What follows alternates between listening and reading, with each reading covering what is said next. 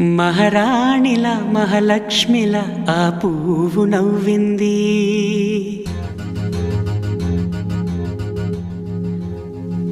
అలాగే నవ్వుతూ ఉండాలని,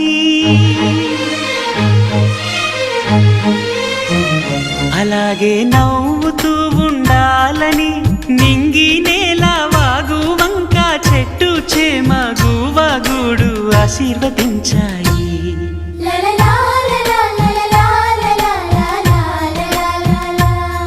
ఒక తోటలో ఒక కొమ్మలో ఒక పువ్వు పూసింది. మహారాణిల మహాలక్ష్మిల ఆ పువ్వు నవ్వింది.